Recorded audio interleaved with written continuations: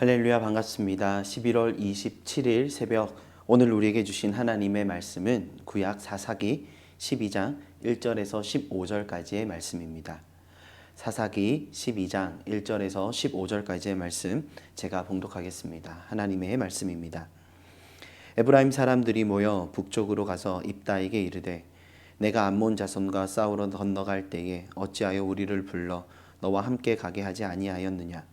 우리가 반드시 너와 내 집을 불사르리라 하니 입다가 그들에게 이르되 나와 내 백성이 암몬 자손과 크게 싸울 때에 내가 너희를 부르되 너희가 나를 그들의 손에서 구원하지 아니한 고로 나는 너희가 도와주지 아니하는 것을 보고 내 목숨을 돌보지 아니하고 건너가서 암몬 자손을 쳤더니 여호와께서 그들을 내 손에 넘겨주셨거늘 너희가 어찌하여 오늘 내게 올라와서 나와 더불어 싸우고자 하느냐 하니라.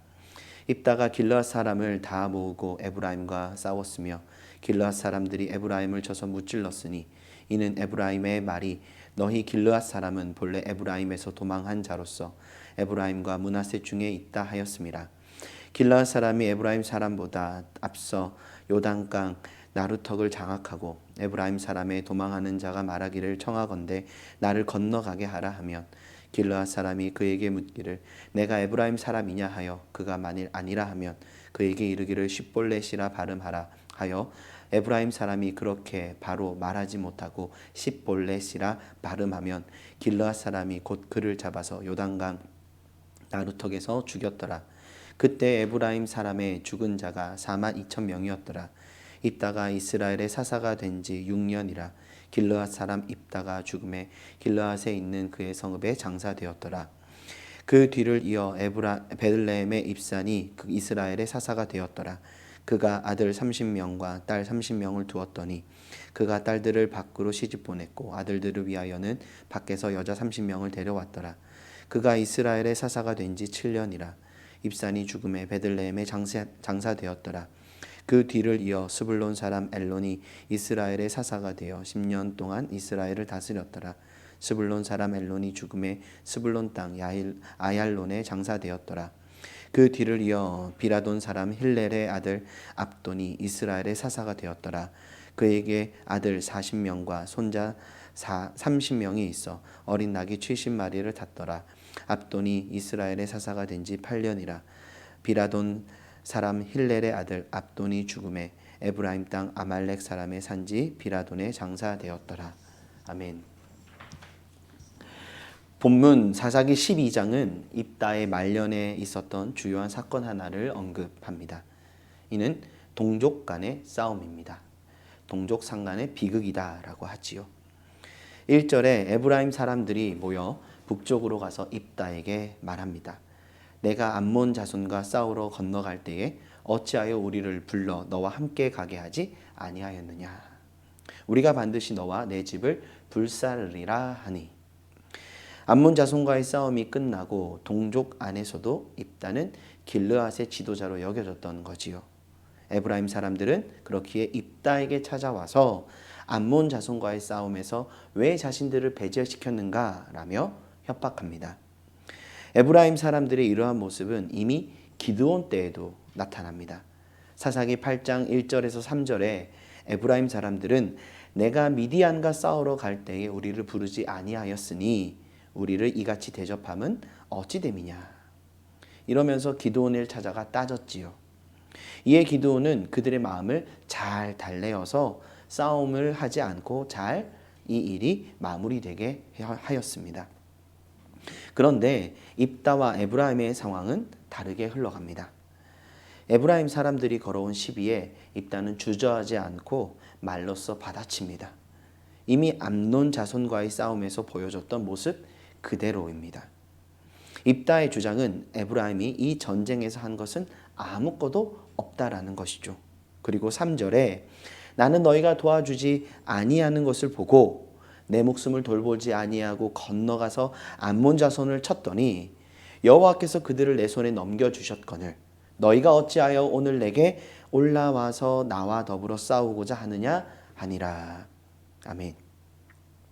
입다는 오히려 에브라임이 도와주지 않아서 자신은 목숨을 돌보지 아니하고 암몬 자손과 싸울 수밖에 없었고 그렇게 최선을 다해 싸워서 여호와께서 그들을 내 손에 넘겨주셨다. 승리를 허락해 주셨는데 이제 와서 너희가 왜 나에게 따지고 나와 싸우려고 하느냐. 말도 안 되는 주장이다 라며 반문하고 반박하고 있던 거죠. 본문은 어떤 이유로 어떤 목적으로 에브라임이 길르앗에 찾아와 입다에게 싸움을 걸어왔는지에 대해서 정확하게 이유를 말하고 있지 않습니다만 본문 4절을 보시면 이는 에브라임의 말이 너희 길르앗 사람은 본래 에브라임에서 도망한 자로서 도망한 자다 라고 말하면서 에브라임과 므낫세 중에 있다 하였습니다. 결국 싸움이 일어나게 된 이유는 에브라임 사람들이 이 갈등의 지점에서 길르앗 사람들을 향하여서 너희는 도망한 자들이라고 비하하고 무시하는 말을 했던 겁니다. 이미 기드온의 때도 나타났듯이 에브라임 사람들 안에는 이러한 우월감이 가득했었고 이는 그들의 말과 행동을 통해서 드러나고 있었던 것이죠. 이에 터질 게 터져버립니다. 그저 책임을 물으며 위협한 것에 그치지 않고 그들을 무시하며 그들을 조롱하는 모습을 보였기 때문이죠. 입다는 길르앗 사람들을 모아서 에브라임을 무찌릅니다. 이는 당연한 결과이지요. 이미 전열이 정비되어서 큰 싸움에서 승리한 길르앗과 자신들의 정당성을 말로 주장하며 동족을 위협하기 위해 북쪽으로 올라온 에브라임과의 싸움. 에브라임의 입장에서는 아마 설마 했을 겁니다. 기드온 때처럼 이미 경험이 있었으니까 꼬리를 내리며 자신들이 얻어가기 원하는 것들을 얻어갈 수 있었을 거라 생각하지 않았을까요? 그러나 결국은 싸움으로 이어지게 되어졌고 그들은 엄청난 동족 상간의 비극을 경험하게 됩니다. 그런데 참으로 안타까운 건 미디안, 암몬, 그 외에 가나안 족속들을 무찔렀던 이 칼이 서로 동족을 향한 칼로 변해버린 것이 사사기의 현실을 살아가고 있었던 이스라엘 민족의 모습이다라는 점이지요. 5절 이하에서 길르앗 사람들은 싸움에서 이긴 것으로 성이 풀리지 않았는지 에브라임 사람들이 돌아갈 길목을 지키며 그들을 색출하여 다 죽이기로 작정합니다. 제가 고향이 울산입니다. 여기서부터 벌써부터 울산입니다 할 때 조금 모르게 시옷 발음이 좀 어색하게 들릴 수도 있으실 텐데요. 대개 경상도 사람들의 경우 쌍시옷 발음이 잘 되지 않는다고 하지요. 그래서 종종 유튜브라든가 영상에서 아주 재밌는 짤이라고 하죠. 짧은 영상들을 보여줄 때 쌀 발음이 잘 되지 않는 경상도 사람들의 모습으로 인하여서 해프닝이 있던 모습들을 보게 되기도 합니다.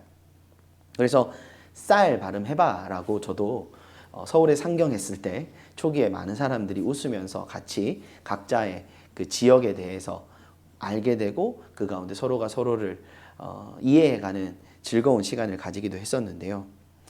저는 살이 아니라 쌀 잘 되지 않습니까? 어떻게 저 이제 서울 사람 같으십니까? 사투리는 그 지방의 독특한 억양이지요. 그러다 보니 어떤 특정한 발음이 강하게 들리기도 하고 강하게 발음되기도 하고 또 어떠한 발음은 잘 안 되기도 합니다. 에브라임 사람들의 경우 이 쉽볼렛이라는 발음이 잘 되지 않아서 쉽볼렛이라고 말을 해보라 라고 시키면 십볼렛이라고 발음하였나 봅니다. 그렇게 에브라임 사람들을 길르앗 사람들은 다 색출해냈던 겁니다. 쉽볼렛이라고 해봐 라고 말하면 십볼렛이라고 발음한 사람은 너희는 다 에브라임 사람이다 라고 말을 하고 찾아내어져서 요단강 나루턱에서 다 죽였는데 그렇게 흘린 피만 42,000명이었습니다. 사실 오늘 본문은 누가 더 잘했고 잘못했다라는 문제 제기를 하기보다 사사기 시대의 현실이 점점점 더 어두워져가 동족 간에도 서로를 적으로 여기고 싸우고 죽이는 그들의 모습을 보여주고 있다는 점에 우리는 주목해야 합니다. 그럼에도 여기서 한 가지 생각해 봐야 하는 것은 무엇입니까? 말로 시작된 싸움이 서로를 죽이고 죽이는 자리로 나아가게 했다라는 점이지요. 우월함과 오만에 빠져 길르앗을 향해 도망자라고 비난하고 무시한 에브라임이나 자신들이 이룬 승리에 도취되어 분노를 참지 못하고 동족을 죽이 그들의 모습이나 그 어디에도 서로가 서로를 위하거나 용납하는 모습을 발견할 수 없습니다. 이러한 역사적 단면은 그들의 영적인 현실이 어떠했는가를 너무나 잘 보여주고 있는 것이죠. 하나님은 그들을 지켜주시고 구원을 허락하여 주셨지만 지금 그 어디에도 하나님의 통치와 다스리심이 보이지 않습니다. 서로가 서로를 죽이고 피 흘리는 역사가 반복될 따름이지요. 누구의 책임일까요? 입다, 에브라임? 아닙니다. 그들 모두가 너도 나도 자신이 왕이 된 듯한 현실을 살아가고 있었던 사사시대를 살아가던 모두의 어리석음이었습니다. 이러한 영적인 현실이 실상임을 보여주듯 8절 이하에 나타나는 소사사들의 이야기는 짧지만 너무나 분명한 사실을 우리에게 전해줍니다. 이들은 특히 9절을 보시면 딸들은 밖으로 시집 보내고 아들들은 밖에서 며느리를 데려왔다라고 말하지요. 그만큼 그들은 영향력과 힘, 재력을 가지고 있었더라는 겁니다. 입산의 이야기죠. 나아가 이를 유지하고 지켜가기 위해 그들은 하나님의 명령을 어기고 이방인들과 자신의 자녀들을 결혼시키는 결혼 정책을 펼칩니다. 그리고 13절 이하의 압돈의 경우도 어떻게 나타납니까? 자식들이 정말 많았습니다. 그리고 그의 부가 어떠했는지를 알 수 있는 대목이 나타납니다. 그리고 엘론의 경우 아주 짧게 그에 대한 언급이 나타나는데 단 한마디가 그의 사사로서의 언급으로 드러납니다. 10년 동안 이스라엘을 다스렸더라. 이들의 특징은 외부의 어떤 공격이나 하나님의 구원을 드러내기 위한 도구로 부르심을 받았다라는 언급이 없습니다. 그들은 뒤를 이어 사사가 되었고 그들은 다스리는 자들이었다라는 언급이 반복해서 나타납니다. 그들은 뒤를 이어서 그리고 다스리는 자였다. 그들은 이를 통해서 부와 권력을 누렸고 축적해 나갔음을 또한 보게 됩니다. 겉으로 보기에는 이스라엘 민족 안에 외부적인 어떤 공격이 없었던 것 같아 보이고 사사들의 다스림 가운데 특별한 사건도 없었던 것 같아 보이지만 그 어디에도 하나님이 사사들을 통해서 허락하기 원하셨던 참된 구원과 평화의 소식은 들리지도 보이지도 않았던 겁니다. 사랑하는 영암의 가족 여러분, 모두가 왕이 되려 할 때 그 공동체는 하나님의 통치와 다스림이 아닌 갈등과 싸움, 전쟁과 피 흘림이라는 안타까운 역사로 이어질 수 있다는 점을 우리는 잊어서는 안 됩니다. 이는 가정에서도 교회에서도 이 나라와 민족의 현실에서도 동일한 현실이죠. 우리가 대선을 앞두고 있는데요. 감사가 아닌 염려와 걱정으로 기도할 수밖에 없음은 이렇듯 모두가 왕이 되려고 하는 것은 아닌가라는 생각을 지울 수 없기 때문이지요.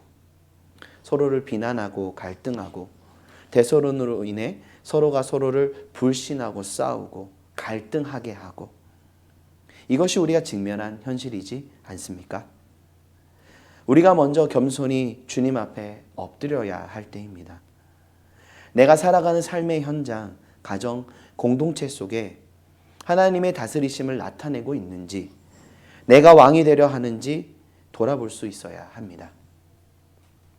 하나님의 다스리심으로부터 벗어날 때 그곳에는 하나님 나라의 열매가 나타나지 않습니다. 로마서 14장 17절은 증거하지요.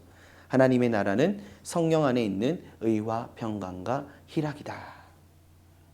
하나님의 사람은 성령의 다스리심 가운데 의와 평강과 희락을 이루는 자리로 나아가 하나님의 나라를 살아갈 뿐만 아니라 하나님 나라 열매를 맺는 삶으로 나아가게 된다 말씀합니다. 또한 갈라디아서 5장 16절 말씀은 증거하지요. 내가 이르노니 너희는 성령을 따라 행하라. 그리하면 육체의 욕심을 이루지 아니하리라. 육체의 욕심을 이루는 자들은 21절 갈라디아서 5장 21절에 증거되듯 하나님의 나라를 유업으로 받지 못한다 말씀합니다. 즉 하나님은 우리가 하나님 나라를 유업으로 얻는 자, 받은 자로서 이 땅을 살아가게 하시기 위해서 성령을 따라 행하며 육체의 욕심을 벗어버리는 그 은혜의 자리로 나아가라 말씀하고 있지요. 그때에 우리가 하나님이 우리 가운데 허락하신 성령 안에 있는 의와 평강과 희락을 누리며 열매 맺으며 살아가는 삶을 살아갈 수 있다 말씀하십니다. 사사시대의 진짜 어둠은 무엇입니까? 모두가 왕이 되려는 욕망, 욕심으로 인해 그들은 하나님이 그들에게 주신, 그들을 통해서 그 현실, 역사, 그 땅 가운데 이루기 원하셨던 은혜의 역사로부터 벗어나 있었기 때문입니다. 그 결과 평화는 점점 사라져가고 외부의 위협과 함께 이제는 동족 상간의 비극까지 마주하게 됩니다. 입다가 이룬 승리, 그 승리의 결국은 사사로서 이룬 업적의 결론은 말 그대로 피 흘림 그 이상도 이하도 아닌 게 되었던 것이죠. 그렇게 우리는 갈라디아서 5장 24절의 말씀에 주목해 보게 됩니다. 그리스도 예수의 사람들은 육체와 함께 그 정욕과 탐심을 십자가에 못 박았느니라. 우리는 우리가 이루기 원하는 어떠한 뜻과 목적이 아닌 예수님께서 우리를 위해 흘리신 그 십자가를 통해 하나님이 보게 하시고 하나님이 보여주시는 현실을 먼저 바라볼 수 있어야 합니다. 그러기 위해서는 날마다 십자가에 우리 자신을 내어드려야 하는 것이죠. 나의 모든 정욕과 탐심이 아닌 오직 주님이 나를 다스려 주셔서 주님의 말씀과 뜻에 순종하며 나아가는 삶이 되도록 우리는 간구할 뿐만 아니라 이 하나님의 말씀 앞에 우리는 정직하게 서 있을 수 있어야 하는 것입니다. 내일부터 대림절이 시작됩니다. 겸손의 왕으로 이 땅에 오셨고 다시 오시겠다 약속하신 주님을 기다리며 왕 되신 주님을 바라보는 시간입니다. 우리 주님은 모든 영광을 버리시고 우리를 위해 이 땅에 오셨습니다. 그분은 왕이셨지만 기꺼이 왕이심을 내려놓고 우리 위해 십자가 가운데 죽으셨지요. 지금 우리는 어떤 모습으로 주님 앞에 서 있을까요? 우리 주님은 우리를 위해 모든 것을 내어주셨지만 우리는 우리 자신의 정욕과 탐심을 위해 모든 것을 거머쥐고 나아가 하나님의 말씀, 하나님의 뜻이 아닌 나의 길, 나의 결정, 나의 목적을 위해 나아가고 있지는 않은가?